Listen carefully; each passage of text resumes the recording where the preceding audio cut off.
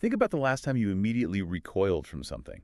Seriously, like, take a second and try to picture it. Right, like a physical bodily function. Yeah, exactly.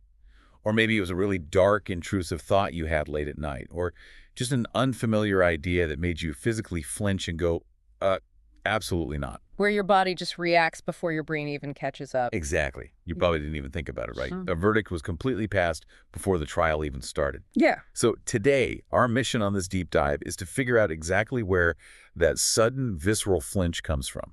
Because it's usually not what we think it is. No, it's not. We're exploring a truly fascinating text we've gathered from our sources called the Holy of Holies, Shadow, the Body, and Coming Home to Yourself. And we're going to look at how our most deeply ingrained reactions of disgust and shame are, well, they're actually learned behaviors. Yeah. We're going to pull apart ancient myths, look at some pretty radical historical practices, and figure out how they can teach us to reclaim those exiled, hidden parts of ourselves. And the context surrounding this is vital. This deep dive isn't just a standard psychological overview of why we don't like gross things. Right. We are looking at history. We're diving into ancient mythology and spiritual lineages that deliberately and actively turn toward the exact things that their societies labeled as dirty or taboo. Which is wild to think about. It is, because the overarching theme in these sources is how the act of looking directly at the forbidden can, fundamentally change your relationship to your own body and your own mind. Okay, let's unpack this, starting with what the text calls the architecture of disgust. Yeah. Because disgust feels so incredibly instinctual, right? Well, absolutely. Like when you smell spoiled milk, you don't intellectualize it. You don't, weigh the pros and cons of drinking it. You just gag. Right, you just have that immediate response. Hmm. But the text points out that most of what disgusts us, especially on a cultural level, is actually an inherited agreement. An inherited agreement. Wait, how so? Well, the first major clue that it's just an agreement is that the line constantly moves. Like, what one culture or one century finds completely unclean or repulsive, another century treats as sacred, or medicinal, or just utterly unremarkable. Oh, wow. Yeah, that makes sense. Right. If disgust were a fixed universal truth, that boundary wouldn't shift. And a massive amount of this agreement gets built specifically around the human body, its fluids, and its natural processes. Because the body is just wildly uncontrollable. Yes. Its animal honesty cannot be fully managed by polite society. So human societies have this deep historical tendency to take whatever they cannot control and label it as dangerous. Or dirty. Exactly, dirty or shameful, really, just to put a box around it. And the really heartbreaking part of the text is how we actually learn this. It points out that children do not arrive on Earth with a map of disgust pre-installed. No, not at all. They are naturally curious about absolutely everything. I mean, they'll eat dirt, they'll stare at their own bodies, they'll ask the most brutally honest questions in public. Right, until they get a reaction from an adult. Yes. A physical flinch, a hushed, panicked voice, or a stern, we don't talk about that, and boom, the map is drawn for them. And that childhood lesson goes completely underground. It encodes itself directly into the nervous system. Wow. Yeah. And decades later, it resurfaces in the adult as that instant rear reaction. It's an automatic judgment pass before any new information can even arrive. Which leads to a rather profound realization in the text. Which is? That what disgusts us out in the world is very often just a projection of what we were taught to be ashamed of in ourselves. Man. It's kind of like, when your phone does a background update that you never actually agreed to download. Oh, yeah. And suddenly it's draining your battery. Right. Running all these background apps you don't even use. That's what this childhood disgust map is doing to our nervous systems. Which makes me wonder if we're constantly carrying around this exhausted nervous system trying to police what's gross or unacceptable in the world. How do we actually undo that programming? I mean, isn't it exhausting to constantly police those boundaries? It is incredibly exhausting. But approaching unfamiliar bodily things or taboo concepts with a mindset of genuine curiosity is the intervention. Okay. Saying to yourself, let me understand this before I decide to be repulsed by it, isn't just some naive exercise in open-mindedness. When you suspend that learned disgust, you are fundamentally meeting your own younger self with the compassion and the patience they didn't get the first time they asked an honest question. So if modern psychology approaches this through inner child work or shadow work, how did people handle this before therapy existed? Because humanity has been dealing with this flinch forever. Well, ancient traditions were addressing this exact concept through incredibly vivid, intense mythologies. The source text brings up the stories of the Hindu deity Shiva and his consort Parvati as the ultimate blueprints for going exactly where everyone else refuses to go. Okay. The mythology of Shiva is deeply rooted in this idea of the absolute edge of the forbidden. How so? Like, what kind of forbidden stuff are we talking about? Well, it starts with the story of the poison, the Halahala. During the mythological churning of the cosmic ocean, gods and demons were searching for the nectar of immortality. Okay. But the sea first produced this ultimate lethal poison. I mean, it was so toxic, it threatened to dissolve all of creation. Oh, wow. So everyone panicked, I assume. Everyone panicked. Literally, no one could handle it. But Shiva didn't swallow it to let it destroy him, and he didn't spit it out to harm the world. Wait, if he didn't swallow it and didn't spit it out, what did he do with it? He contained it in his throat permanently. Just kept it there. Yeah. His throat turned blue, earning him the name Nilkampa, the blue-throated one. The poison didn't vanish, but it became a visible mark that made him more himself. Holding poison in your throat permanently sounds absolutely terrifying. I mean, doesn't holding on to toxicity just slowly kill you from the inside? What's fascinating here is the underlying symbolism of containment versus consumption. It's not about letting toxicity slowly eat away at you. It is about integration and capacity. Shiva demonstrates that what looks the most frightening, the ultimate poison, doesn't have to be expelled or denied. Right. If you have the psychological and spiritual capacity to hold it safely without letting it consume you, it becomes a core part of your power. I see. And it seems like he surrounds himself with the things people fear most anyway. Like, the guy doesn't live in a golden palace on a cloud. He lives in the smashana, the cremation ground. Exactly. He is literally covered in bhasma, which is cremation ash. That is wild. He sits directly with impermanence. He makes his home among exactly what most people spend their entire lives trying desperately not to think about: death, decay, the end of the physical form. Turning the ultimate unclean substance into a daily sacrament. Exactly, by smearing the ash on his body as a daily practice.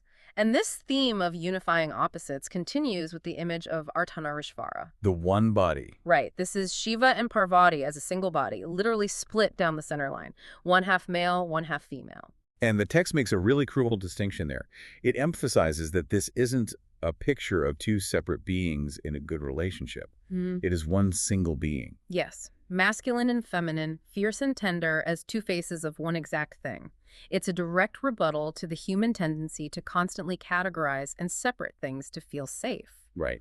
It tells us that opposites do not need to be kept apart to make sense. And Parvati herself seems like a master of crossing into these extremes too.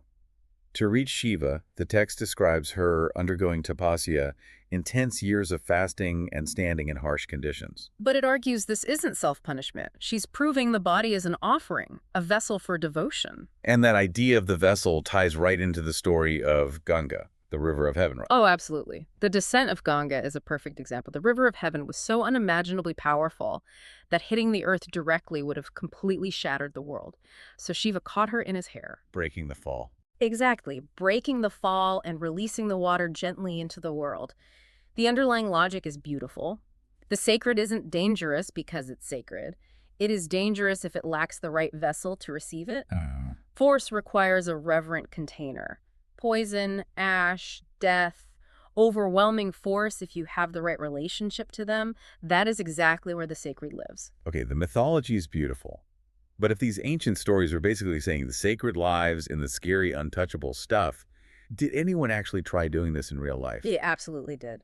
Really? How did these ancient ideas translate into literal practices? Well, this is where the text dives into Tantra, moving from the metaphorical to the physical. Yeah. Tantra operates on a premise that completely opposes many other spiritual paths, where a lot of traditions treat the physical body as a fleshy, sinful cage that the soul needs to escape from. Right, the whole mind over matter thing. Exactly. But Tantra says the body is entirely inseparable from the divine. Meaning what, exactly? Yeah. That Absolutely nothing the body produces and nothing the body needs can be considered lower or dirty. The sacred is not waiting for you in some pure afterlife. It is right here. Right here in the messy stuff. Specifically in the physical parts of here that you were taught to be completely ashamed of.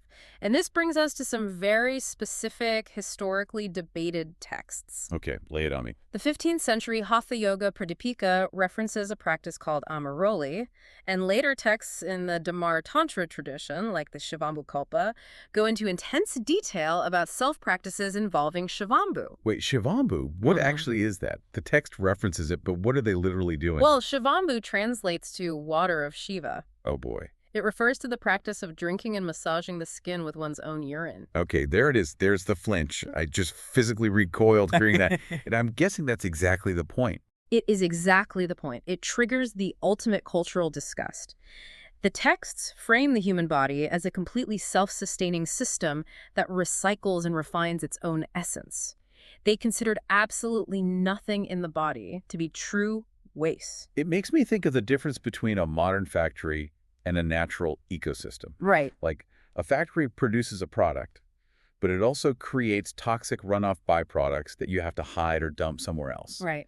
But in a perfect zero-waste ecosystem like a forest, every single fallen leaf, every bit of decay, every byproduct is instantly repurposed as fuel for the next phase of life. Tantra seems to view the body as that perfect closed-loop ecosystem. That's a brilliant way to phrase it. Now, scholars and modern practitioners still debate whether these instructions were meant to be literal physical practices or if they were coded symbolic language for internal energetic movements. Which makes sense given how extreme it sounds. But the source material makes a vital point. Debating whether they literally drank it almost misses the larger revelation. What was the revelation then?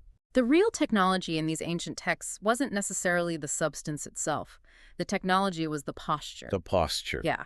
It was the absolute audacity of an entire spiritual lineage to look directly at what the rest of the world collectively agreed was untouchably dirty and ask, what if it isn't? What if it is ordinary? What if it's holy? Refusal to flinch. Yes. It was a complete refusal to flinch. Wow. Okay, so if these tantric monks were using physical disgust to rewrite their internal boundaries, Yeah. couldn't we apply that same exact technology to the thoughts we find repulsive?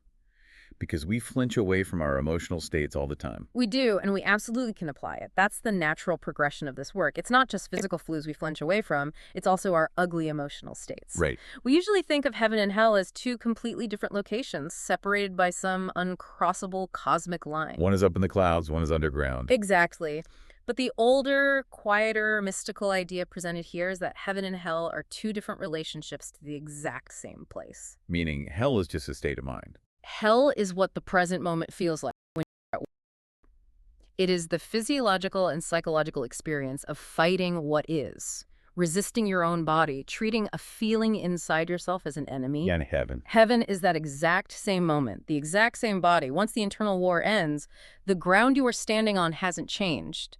What has changed is whether or not you are fighting it. Okay, but practically speaking, how do you tell the difference between holding space for a dark feeling like rage and just actively burning in hell by wallowing in it? Because wallowing definitely feels like hell. And society tells us these acidic states like rage, shame, grief are bad things we need to expel. That's a great question. If we connect this to the bigger picture, the key difference between holding space and wallowing is the presence of resistance. Resistance, like fighting it. Right. Wallowing is actually a hidden form of fighting reality. When you wallow, you're replaying how things should have been, spinning narratives to justify the pain. Oh, I do that all the time. We all do. But you are essentially resisting the raw core feeling. Alchemy treats these raw acidic states not as enemies, but as raw material. So how does attention transmute that raw material? What is the actual mechanism? Well, true shadow work isn't about exercising the bad parts. It's about turning the lights on. The darkness inside us, that subtle flash of shame or violent anger, isn't inherently evil. It is just unseen. Right.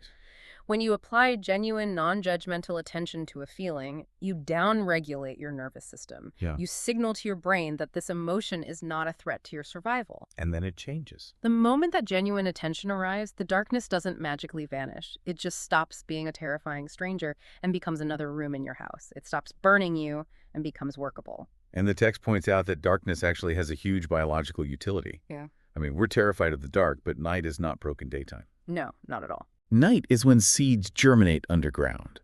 It's when the body physically repairs its cells in sleep. It's when the nervous system finally gets to let go of the sensory input of the day. If you are constantly keeping the internal lights on out of sheer terror of what might happen in the dark, you just end up chronically exhausted. Which raises an important question about how we function on a daily basis, because when that internal war between what we deem acceptable and unacceptable finally quiets down, everything in your physiology shifts. Everything. Everything, your body, your mind, your heart, your spirit, and your intuition, stop acting like 5 different corporate departments constantly filing conflicting reports. They integrate, they become one single voice. The text refers to this state as the unified temple. The unified temple. And that brings all of these massive mythological concepts right down into your daily reality because your body has been talking to you this entire time. Hunger, fatigue, tension, that weird gut sense you get that something is off before your brain can even articulate why. That is all intelligence. It's data. It is not noise. But society trains us to override it constantly. We are trained to eat by the clock instead of by our actual hunger cues. Oh, for sure. We are trained to push through severe physical exhaustion by using logical arguments about productivity. We use rationality to silence the pleading of the physical body. Yeah, it is so relatable to use what the text calls rationalization, dressed up as rationality, to ignore when our body is begging for rest. Like, I know I've only slept 4 hours, but if I don't finish this project today, I'm falling behind, so my fatigue is irrelevant. We just casually dismiss the body. We do it every day. Somatic reconnection isn't about learning some complex, mystical new skill.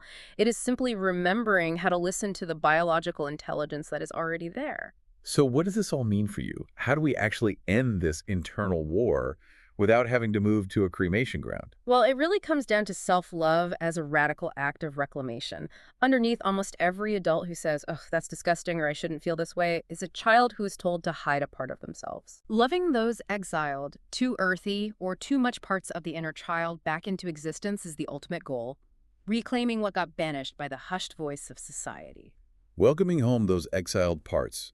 Ask for one very small, very brave shift. Yeah. When something unfamiliar shows up, the taboo feeling, a strange idea, a weird pain in your own body, try to understand it before you judge it.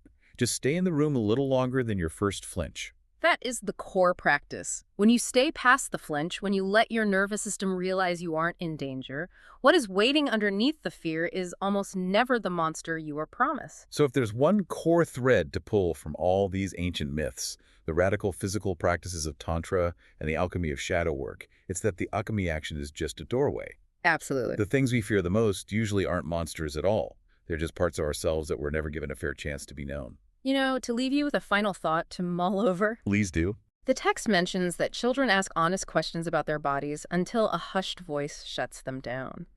Think about a strong aversion or an us reaction you had recently to something unfamiliar. Okay. If you strut away all the adult reasoning you've layered over it, what was the very first hushed voice or flinch from your childhood that taught you to turn away?